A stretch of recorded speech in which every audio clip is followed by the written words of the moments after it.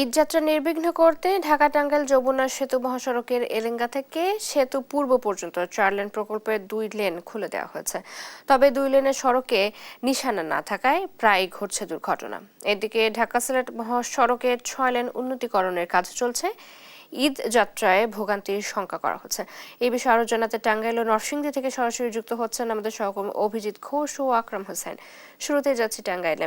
অভিজিৎ, কতদিন নাগাদ সড়কের কাজ চলবে? ভোগান্তি লাঘবে প্রশাসন কোনো উদ্যোগ নিয়েছে কিনা জানাবেন।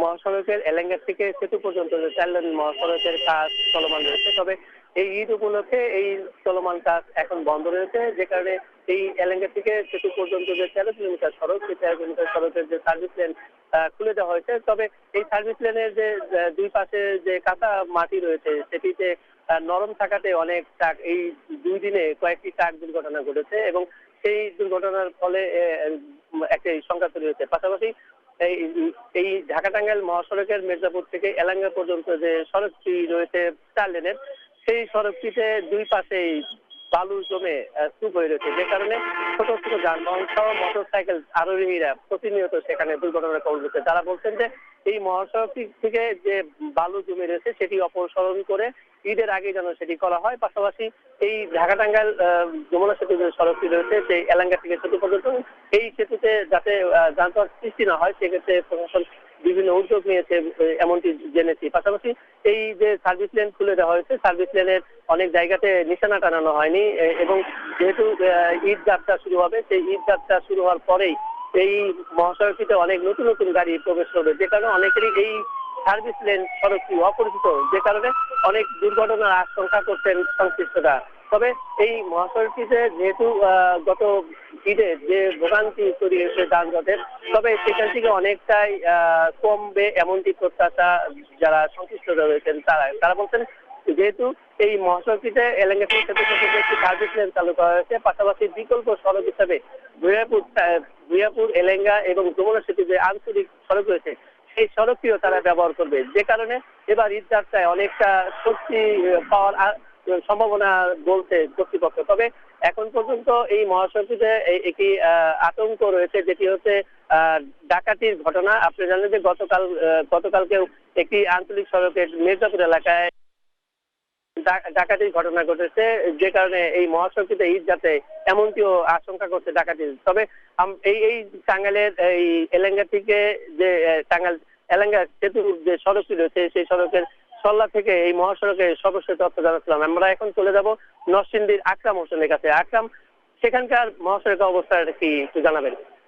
বিশ্বজিৎ, যেমনটা আপনি জানাচ্ছিলেন টাঙ্গাইল থেকে, তেমনটা নরসিংদী ঢাকা সিলেট মহাসড়ক 6 লাইনের কাজ চলছে সাজেক উন্নয়ন করিডোরের আন্ডারে, এবং এই কাজ চলার কারণে নরসিংদীর শুরু থেকে সনপাড়া, কান্দাইল, মাধবদী, পাঁচদোনা মোড়, বাবুরহাট, সাহেবরত্তা, বেলনগর মোড় সহ ইটাখোলা এবং বাড়িচা সহ বিভিন্ন পয়েন্টে তীব্র যানজটের সৃষ্টি হয় এবং রাস্তার আশপাশে থাকা বিভিন্ন বাজার এবং রাস্তায় 3 হুইলার যে যানবাহন এবং লোকাল গাড়ি যেগুলো যাত্রীদের ওঠানামা করায়, এর ফলে অনেক সময় আমরা দেখতে পাই যে যানজটের সৃষ্টি হয়। আমরা কথা বলেছিলাম সড়ক বিভাগের নির্বাহী প্রকৌশলীর সাথে, উনি আমাদের জানিয়েছেন যে ঈদের পূর্বে 1 সপ্তাহ পূর্বে ওনারা কাজ সাময়িকভাবে বন্ধ রাখবেন।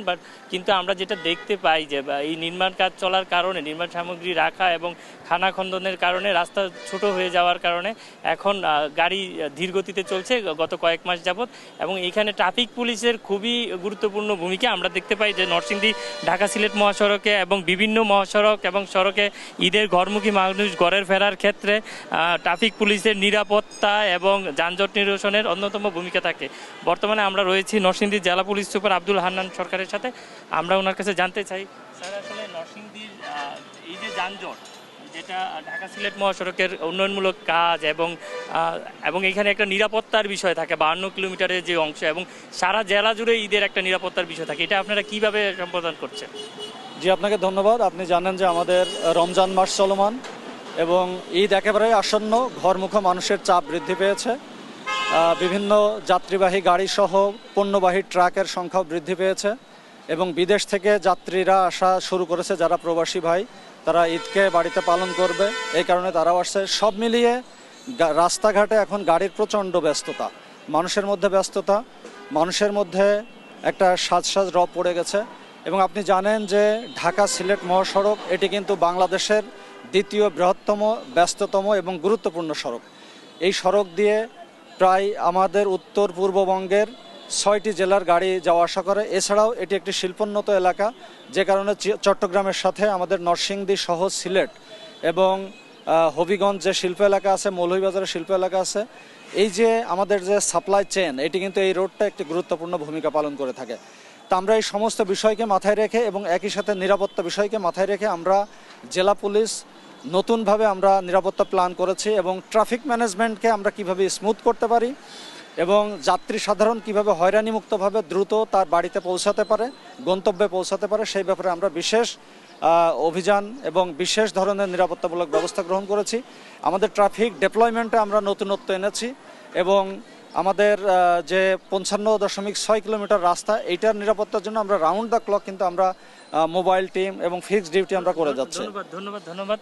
আমার সাথে ছিল নরসিংদী পুলিশ সুপার, যিনি সার্বক্ষণিক নিরাপত্তা রয়েছেন ঢাকা সিলেট মহাসড়ক সরকারের নরসিংদী জেলার। এই ছিল আমার কাছে সর্বশেষ।